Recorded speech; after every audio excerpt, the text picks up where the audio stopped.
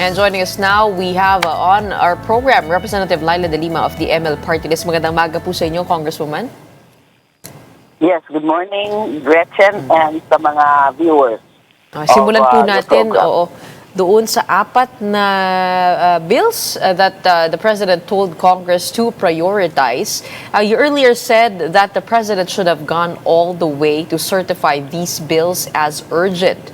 What for you is missing in the President's approach? Well, as I said, especially two of them, the two bills, to me, would require, is really of urgency, given the public mood, given the very high, ultra high interest of the public on the issue of corruption. So I'm talking about the bill on the creation of a more independent commission, and that is the Independent People's Commission bill on the part of the Senate, and the Independent Commission Against Infrastructure Corruption on the part of the House. So that's the House version. We have two versions, the Senate and the House versions of that bill. And then the second one is the Anti-Political Dynasty Bill, because, you know, the issue of the prevalence, the continued prevalence and existence of political dynasties are very much tied up to the issue of corruption. So these are, to me, among of the four bills that are being prioritized. Of course, all of them are important. All of them really are urgent ones in terms of reforms, in terms of good governance. But these two actually can be certified as urgent if the President has enough political will, so that we see immediately the outcome, the result, and it would be a major win on the part of his administration. The people would see that as a major accomplishment. Congresswoman Akbayan Representative Percy Sendanya was quoted to have said, "Ang gipit sa reforma kumakapit." Do you share the same sentiment of doubting the President's sincerity? Well, you see, there's really some doubt in the sense that how come all this time, you know, because when was the ICI created? It was sometime in September 11. And then we could see that ICI is struggling in the sense that it has not enough powers, it has not enough resources, and then we have that major development of one of its members, one who is perceived to be very credible, former Public Works Secretary Babe Simpson, resigning. And one of the reasons was that, because he feels that they do not have enough powers to run after, especially the big fishes. They could have, or they can really do more if only they have enough resources and powers. And so, since September, we have been pushing for the bill to give more teeth to this independent commission, to make it more independent, to make it more transparent, and to make it more powerful, to achieve its goal of running after all the corrupt, all those responsible for this anomalous, not just flood control project, but all other infrastructure projects. But how come ngayon lang, napipilitan na, forced to good because of the growing clamor, growing clamor for that. But you see, that's good enough. I mean, it's a good development. We should appreciate that also. But they have to. The President especially has to will enough political will and influence to have all this accomplished. Okay, Congresswoman, kayo po ang isa sa mga nag-file po nito sa House. Taking a look at questions on constitutionality of that specific body, has that been resolved? Because there have been talk about how the powers of this commission might overlap with the Office of the Ombudsman, at yung Ombudsman naman, pareho naman daw ang kanyang mandato, at bakit hindi na lang yun? Dahil institutionalized na po yun at nasa Constitution na po yun. What are your thoughts on that? On superficial glance, pwedeng sabihin yung ganon, that there seems to be overlapping of the functions and powers and mandate of the Ombudsman. But not really. We disagree with that position na mag-overlap.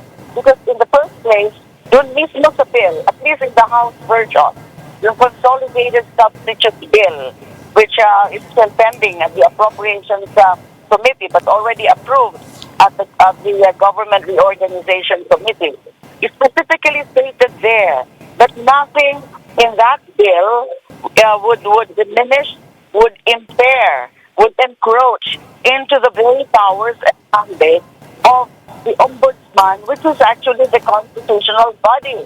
Because in the first place, at least in the House version of the bill, the lifetime of the term of that independent commission would be only until December 31, 2028, unless extended. And then it would focus only on the anomalous infrastructure project. So it would not focus on any and all kinds of corrupt practices, which is the very scope of the jurisdiction of the Ombudsman. Lahat ng klase ng graft and corruption, violation of the anti-graft laws, the code of conduct of public officials and the employees. So broader ang mandate of that constitutional body, the Office of the Ombudsman. Unlike this, must dedicated because of the call of the times. So I don't think there's any constitutional issue with respect to that. And very defined ang scope ng kanyang powers and functions. And it will actually help Ombudsman kasi hindi kakayanin ng Ombudsman dahil nga meron pa itong mga iba pa ang mga mandato, and it will not also prevent the Ombudsman from doing its own investigation and doing its own job na yan ginagawa naman yan ngayon. Because, it's working on all these referrals now so far from the ICI.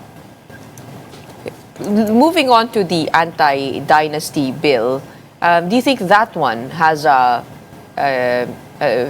good chance, a realistic chance of moving past the House of Representatives? Do you think that the time is ripe and that the tailwinds would carry this through? Ano po ang inyong palagay? We hope so. We certainly hope so. There is openness already on the part of Congress and even on the part of the House. You see, Speaker Bojidi had made such pronouncements already, and in fact, he says that he has his own version of Anti-Political Dynasty Bill, although we have not seen yet a copy of that. I'm not sure whether he has filed it already, because there have been several Anti-Political Dynasty Bills filed.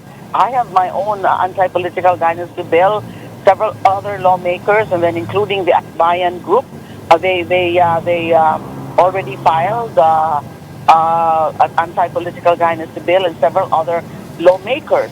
So at least there is openness, and I have not actually sensed any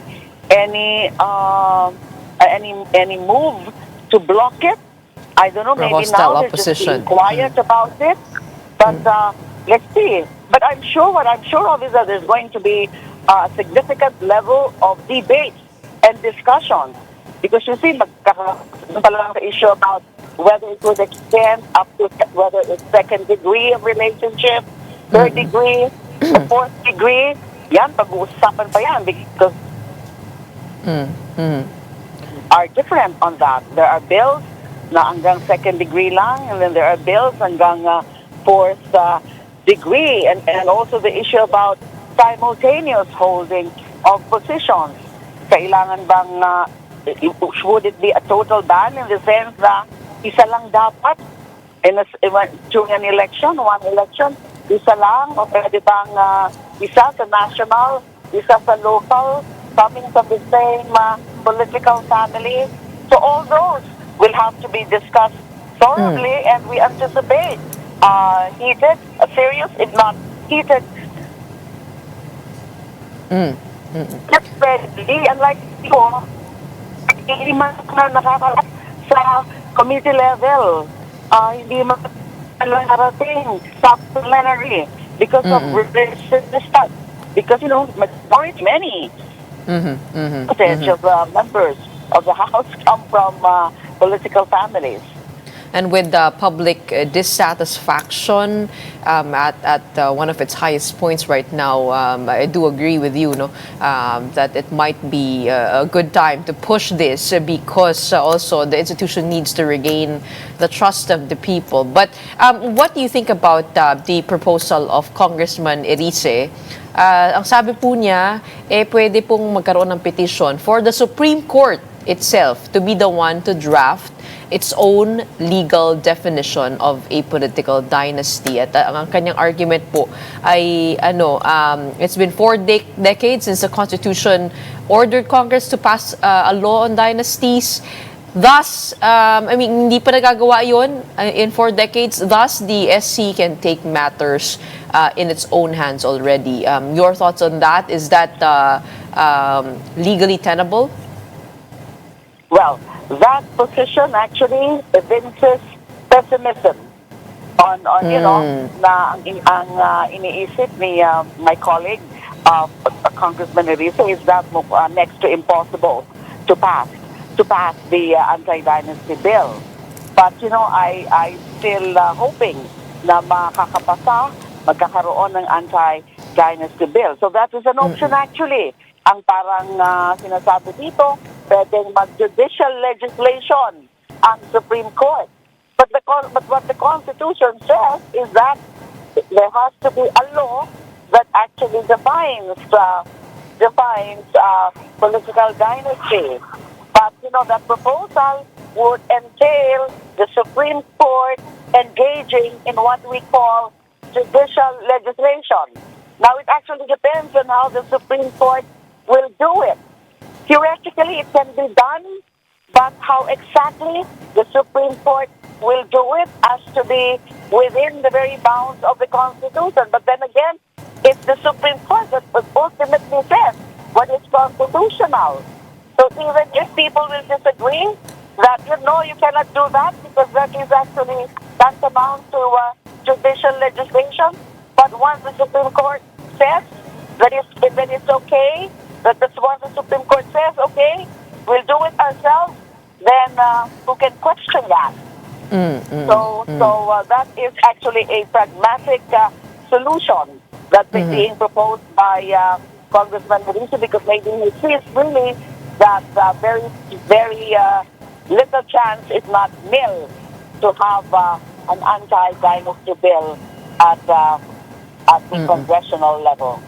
I guess that's the other prerogative here in this equation. Next week will be the bicameral conference sessions, and sabi nga po that these will be live streamed, but according to a report prior to this interview, meron pong resistance dyan. Kayo po, ano pong palagay po ninyo? I mean, what's the update on that? Kahapon, sinabi po ng aming interviewee na si Congressman Zia Alonto Adyong na ang kulang po dito ay to actually legislate it. The bicameral conference has indicated they would want to be in that direction, to have this live stream. Pero iba pa rin yung may actual resolution o meron bill na tumatakbo. What's the update on that? Mas maganda talaga kung meron joint resolution. In fact, meron talaga kaming joint resolution. We filed it.